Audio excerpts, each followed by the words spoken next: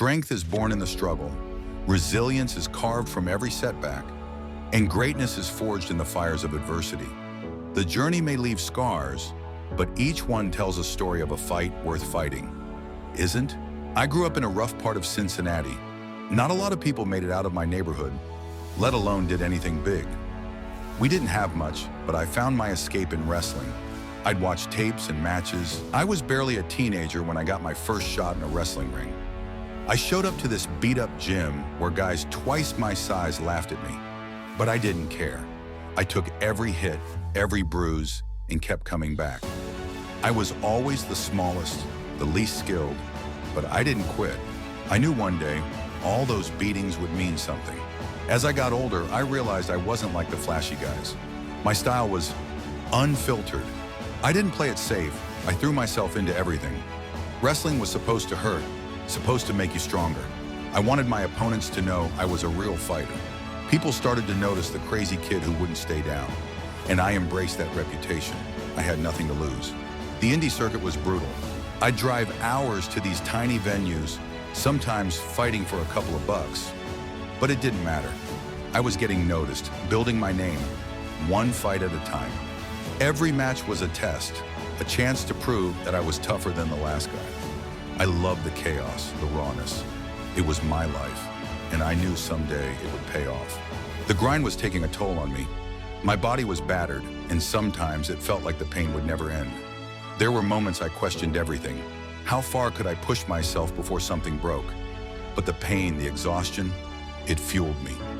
I knew that my only option was to keep going, to keep pushing through every setback. There was no plan B. The day I signed that contract, everything changed. I'd made it to the big leagues. Finally, all the years of fighting in those small, grimy venues had paid off. But I knew that signing the contract was just the start. I couldn't lose that fire, that hunger. I was determined to bring my raw, gritty style to the mainstream and show them that I was something they'd never seen before. Winning my first championship, that was a surreal moment. I wasn't supposed to make it this far. People didn't believe a guy like me could stand at the top, but there I was. It felt like every punch, every cut, every scar I earned had led me to that night. The kid from Cincinnati was finally a champion, and I felt unstoppable. With the highs came the lows. Success brought pressure, scrutiny. There were injuries, losses, doubts creeping back in. Some days I'd ask myself if I could keep pushing, keep putting my body on the line, but the truth was, I couldn't imagine doing anything else. The ring was my home, and even in the darkest moments, I felt like I owed it to myself to keep fighting. Eventually, I felt like I needed a fresh start, a chance to show people who I truly was. I joined a new promotion, a new family, ready to bring something raw, unfiltered. I wasn't just another face in the crowd. I was John, the guy who never stayed down. This time, I wanted everyone to know that. Today, I'm still here, still fighting. Every match is a reminder of where I came from and what I stand for.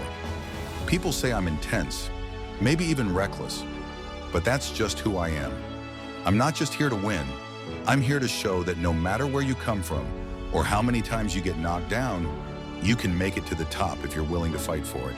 I'm John Moxley, the kid from Cincinnati who wouldn't stay down, who fought his way from nothing to become someone. And as long as there's a ring and a fight to be had, I'll be there, giving it everything I've got.